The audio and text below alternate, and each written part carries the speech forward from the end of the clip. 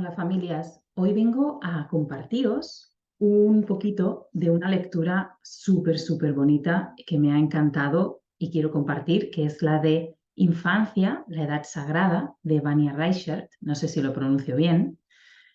He leído este libro hace tiempo, conocía de su existencia hacía mucho tiempo y ahora lo estoy releyendo y sacando fragmentos que pienso que son súper importantes. Así que voy por el primer fragmento que me parece de mucha relevancia y que tiene mucho que ver con lo que comparto con mi método natural de lenguaje. Entonces, hoy, como el título indica, hablo de lo que habla Evania, el útero psicológico. ¿Y por qué quiero hablar de esto? Porque Evania explica cómo el desarrollo inicial del bebé cuando nace es muy delicado. ¿Por qué? Porque su desarrollo cerebral, sobre todo la parte del neocórtex, de la corteza cerebral, solo está desarrollada a un cuarto de lo que será. Entonces, las 3/4 partes de lo que le falta se va a desarrollar desde que nace hasta la pubertad, pero que los primeros años son de vital importancia. Entonces, antes se pensaba que lo más importante para un buen desarrollo del cerebro era que hubiera salud física y alimentación. Por eso, en muchos casos, por ejemplo, en orfanatos, se tenía a los niños en cunas, pero alimentados y que tuvieran salud física, ¿no? Se velaba por esto. Pero en cambio, se ha visto que muchos de estos niños han tenido un desarrollo pues con muchos problemas, ¿no? Porque faltan cosas. Realmente luego se ha ido viendo que más que la alimentación y la salud física, que por supuesto tendrían que ser básicas, hay otros ingredientes tan importantes o más importantes incluso. Yo me acuerdo de un niño que tuve cuando trabajaba en un centro de atención temprana hace 20 años, más o menos, que era un peque que había sido adoptado de un país de Sudamérica y la familia me comentaba esto, que era un peque que fue cuidado a nivel de alimentación y de salud, era un niño que no estaba bien de peso y de salud y todo, pero que había estado en una cuna. No le habían dado interacción ni el niño había podido moverse mucho. Y aquí vienen los dos otros ingredientes para un desarrollo infantil saludable. Uno es el movimiento. Está estudiadísimo que los niños necesitan moverse para desarrollarse. Y, por ejemplo, pues el bebé poco a poco se irá pudiendo desplazar o mover o girar. Y eso es importantísimo de cara a que esas sinapsis cerebrales, neuronales, se hagan y se vaya desarrollando el cerebro. Hay un mito que es que los niños de movimiento no son de lenguaje. Y entonces, cuando un peque está tardando en hablar, dicen, bueno, pero como es de movimiento, sí, pues es eso.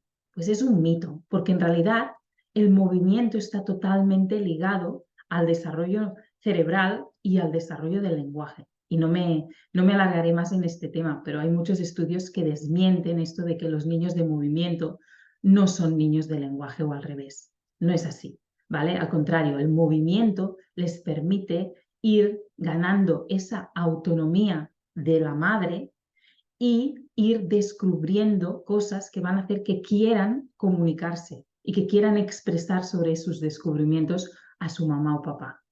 Así que tenemos salud física, alimentación y movimiento. ¿Y cuál es el cuarto? Que este es el que en realidad me apetecía mucho compartir.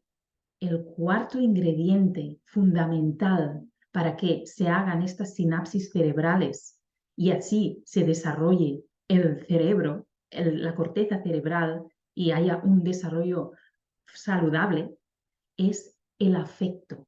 Y tal como dice Evania, dice que sin afectos no hay sinapsis, ¿vale? Porque realmente el afecto, la emoción, la afectividad provoca que el peque tenga unos neurotransmisores y estos hacen que hagan las sinapsis neuronales correspondientes y así se da el desarrollo de la corteza cerebral y el desarrollo del niño, ¿sí? Y el aprendizaje, ¿sí? Y esto lo dicen otros autores, hoy no citaré a los otros autores porque estoy hablando de este libro y de esta autora, pero hay otros autores que están dentro de la neurociencia que hablan de esto. Sin emoción no hay aprendizaje. Y aquí lo quiero ligar con mi trabajo. Hace muchos años que lo que hago es transmitir a las familias lo que tienen que saber sobre desarrollo del lenguaje, lo que es esperable, pero sobre todo lo que pueden hacer desde casa. Y lo que pueden hacer desde casa no es para nada ejercicios o actividades dirigidas que yo les digo, tienes que hacer esta actividad, tienes que hacer este juego, que es lo que me preguntan muchas familias. ¿Qué juego necesito? ¿Qué cuento tengo que comprar para favorecer el lenguaje? O algo que veo tan a menudo y que me quedo como, siempre pienso, no, son esos packs de lenguaje para 0 o 7 años, o sea, si me dijeras para niños mayores, de pues esos 6 hacia adelante, pero para niños de 0 a 7 años, packs de lenguaje que tienes que imprimir y que son como unos libros y que tienes que hacer. No entiendo. No entiendo qué están haciendo estos packs de lenguaje, porque lo que es realmente importante para que tu peque desarrolle el lenguaje es muy sencillo. Es la interacción contigo haciendo algo que os guste, porque al hacer algo que os guste está esta emoción que mueve todo. Y con la emoción hay aprendizaje, porque el niño está interesado, porque le gusta, porque lo pasa bien. Entonces, lo que les digo a mis familias y en mis publicaciones es que no tenéis que hacer nada muy diferente en el sentido de eso, actividades dirigidas que tengáis que comprar o que tengáis que hacer de tal hora a tal hora. No, se trata de volver a lo importante, a lo esencial, que es conectar con vuestros hijos de manera real, con lo que les gusta a ellos, con lo que os gusta a vosotros de estar con vuestros hijos y de ahí fluir, fluir. Y estas son palabras que usan mis familias después de haber trabajado conmigo y me dicen este tipo de palabras, que han fluido, que ahora saben cómo comunicarse con ellos, saben cómo observar y escuchar, se dan cuenta muchísimo más de la comunicación de sus hijos, saben cómo adaptarse, saben cómo ir potenciando este lenguaje, pero que todo pasa por una cosa más natural de conectar con nuestro hijo y disfrutar. Entonces, algunas anotaciones más que tenía, sobre todo, da mucha importancia a que el peque tiene una herencia genética que lleva con él, pero el ambiente es lo que va a hacer que el peque sea de una manera o de otra. Las dos cosas unidas, pero el ambiente, y eso ya es lo que yo digo desde hace muchísimos años, desde hace 20 años que me especialicé en estos métodos naturales del lenguaje, por allí 2005, que es en el ambiente es donde podemos hacer cosas. En la genética del niño no podemos hacer nada, pero en el ambiente, en lo que le proporcionamos, allí podemos hacer muchísimo. Podemos hacer ajustes, cambios, podemos hacer muchas cosas, ¿sí? Entonces, realmente, Evania lo habla a sí mismo y yo estoy 100% también de acuerdo con ella, que la interacción que tenemos con nuestros hijos y el ambiente que tienen van a marcar de manera positiva o negativa en su desarrollo, en su salud física y en su salud psíquica. Que otra cosa que habla Evania, tal cual, dice que es necesario que los adultos acojamos y comprendamos a los niños pequeños. Y para eso necesitamos formarnos, informarnos, porque realmente no sabemos. No tenemos por qué saber todas estas cosas cuando somos padres, pero lo tenemos que ir descubriendo activamente porque nuestros hijos nos lo reclaman, porque si no, las cosas no funcionan bien en la crianza y en el desarrollo de nuestros hijos. Luego, Por ejemplo, ella dice, cuidado con castigar a los peques por cosas por los que no están preparados. El ejemplo que pone es que de los 18 meses a los 36 meses nace el impulso de la autonomía, del yo, lo quiero hacer yo todo, yo solito, ¿sí? Hay padres que cuando pasa esta etapa lo viven de mala manera, como que el niño ya no les está haciendo tanto caso, ya no es tan tranquilo como era, ahora solo lo quiere hacer solito, pero no puede. Bueno, tenemos que saber que es una etapa normal y esencial de su desarrollo y que tenemos que dejarles que prueben, porque es así como van a aprender y cómo se van a ir desarrollando y cómo van a ir viendo ellos lo que sí funciona y lo que no.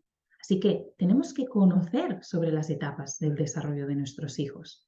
Entonces, yo, como logopeda infantil y especializada en este método natural del lenguaje, en el que doy las herramientas a las mamás y a los papás, os digo que podéis conocer qué es lo esperable en el desarrollo del lenguaje de vuestros hijos para poder entender mejor las cosas y para poder ayudarle mejor, eso está claro. Pero también, a veces, también tenemos que ir más allá, conocer el desarrollo en general de los niños, ¿no? Las etapas por las que van pasando. Por ejemplo, esta etapa de la autonomía. Sabiendo que esto es normal y no solo normal, sino que tiene que ser, pues vamos a poder comprender eso mejor, ¿sí?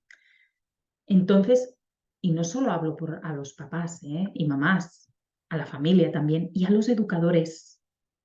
Por desgracia, hay muchos educadores que no tienen todo este conocimiento tampoco, quizás por juventud, por inexperiencia, porque han estudiado otro tipo de cosas, no les han hablado de todo esto, pero estos educadores van a estar con unos hijos, con unos niños pequeñitos, con bebés, porque otra cosa que pasa, que es también muy desafortunada, es que en muchos países del mundo las mamás no tengamos una baja por maternidad suficientemente larga como para poder estar con nuestros hijos en estas edades tan importantes, que son los primeros años. Pero al menos el primer año, digamos, en muchos países la baja por maternidad termina a los 4 meses. Y a los 4 meses muchas mamás tienen que dejar a sus hijos con cuidadores, en guarderías, llamémoslo como que queramos, ¿no? Y esto a veces puede ser un problema, porque los bebés necesitan a sus mamás y a sus figuras de referencia. Y según qué figuras de referencia vayan a tener, pues van a tener esos modelos, esos patrones. Y más si esas figuras de referencia que van a tener van a ir variando, porque hay la situación laboral de ese lugar no es buena y cambian los cuidadores, etc. Pues esto no es ideal. Y esto estoy de acuerdo y lo dice Evania en su libro. ¿De acuerdo? Entonces, bueno, saber estas cosas, hacer buenas decisiones dentro de lo que es posible, saber que realmente poder estar con nuestros hijos el máximo de tiempo es ideal y más si estamos informándonos y sabiendo de qué es lo mejor para ellos. Vania habla también de la importancia de la prevención y la atención temprana, porque realmente eh, lo dice de esta manera, ¿vale? Un buen vínculo del bebé con sus cuidadores de referencia le da un placer y un bienestar. Esto crea los neurotransmisores y aquí tenemos ya las sinapsis cerebrales que es igual a un desarrollo cerebral y un desarrollo infantil saludable. En contraposición con cuando no hay un vínculo seguro con esa cuidador de referencia o varios, o es un vínculo negativo. Lo que esto genera es cortisol y el cortisol no estimula las sinapsis cerebrales o neuronales. Entonces, muy importante, Evania dice, sobre todo del primer año, los siguientes también, pero al menos el primer año, ¿vale? Entonces, ¿qué puedo decir yo de la atención temprana y de la prevención? Pues es lo que yo quiero, lo que hago, es lo que quiero siempre transmitir. Por eso no solo ayudo a mamás y papás con peques tardando en hablar, que se dan cuenta a los 2 años y medio, 3, 4, 5 años, sino que ayudo a tener toda esta información desde el nacimiento, incluso mamás embarazadas que sí que están ya interesadas en estos temas. Entonces, es lo que digo siempre, lo digo así, digo, lo que yo transmito de cómo comunicarnos con nuestros hijos desde bebés para darles el mejor ambiente comunicativo para que haya este desarrollo del lenguaje saludable y feliz, lo debería saber todo el mundo. Y me gustaría que esta información llegara a todas partes. Que igual que se hacen los cursos pre-parto para estar preparadas, y luego también hay grupos a veces de crianza en los que se hablan de diferentes aspectos del bebé y de la mamá, pero se habla muy poco del desarrollo de la comunicación. Y en realidad, desarrollo de la comunicación es la base de todo, porque es cómo nos comunicamos nosotros con nuestros hijos, que les estamos transmitiendo todo, y cómo nuestros hijos están desarrollando esta capacidad tan importante en la vida, que es comunicarse y el lenguaje. Así que por hoy ya tenemos aquí. Si no ha quedado claro lo del útero psicológico, porque era lo primero que he dicho, lo que dice Evania, es que el útero psicológico es este útero externo, es decir, el peque está unos 9 meses en el útero materno, pero cuando sale con solo un cuarto de cerebro formado, el neocórtex, ¿vale? La corteza cerebral, porque la parte más primaria interna sí que está bastante formada ya desde el nacimiento, pero lo que son las nuevas sinapsis y corteza cerebral, le queda 3/4 para desarrollar. ¿Y dónde se desarrolla? En lo que dice Evania, que es ese útero psicológico, que es un útero externo y es el útero que le damos a nuestros hijos con este ambiente de calidad, con buenas interacciones, con amor, con comprensión y con emoción y afecto. Y te dejo que me comentes si quieres comentar alguna cosa sobre este tema.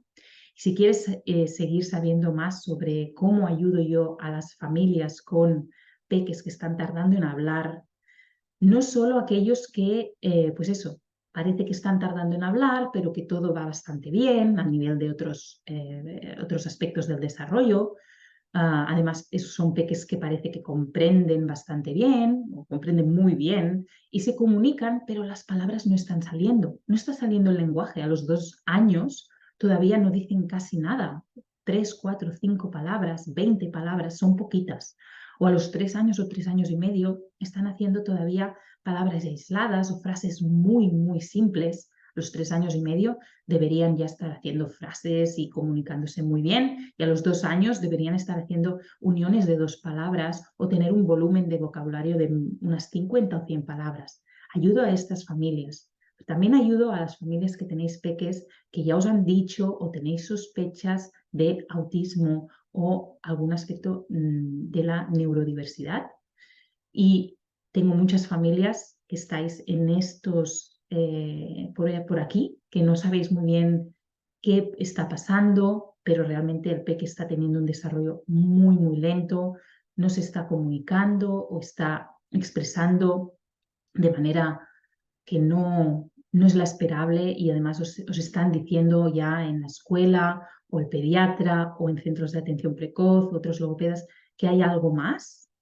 También ayudo a familias con peques con este tipo de desarrollo.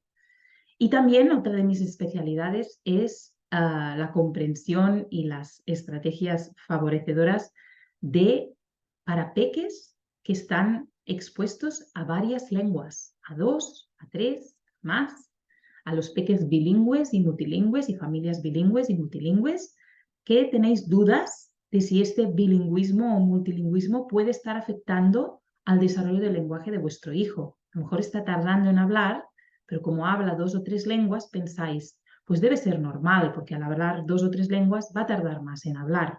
Pues no, esto es un mito y no es así, no es cierto. Los peques bilingües, trilingües no tardan más en hablar, pero hay unas características que tenemos que tener en cuenta. Pero cuidado no tener un peque bilingüe trilingüe y esperar, esperar, esperar, cuando realmente a los 2 años también tiene que hacer como el que os he dicho antes. 50, 100 palabras. Tendría que estar diciendo, aunque sea mezclada en sus diferentes idiomas. Así que si quieres saber más cómo te puedo ayudar, tienes la información de mi página web, creciendoconlaspalabras.com, y me puedes escribir o puedes ir descubriendo más cosas sobre todo mi trabajo. Espero verte en el siguiente video.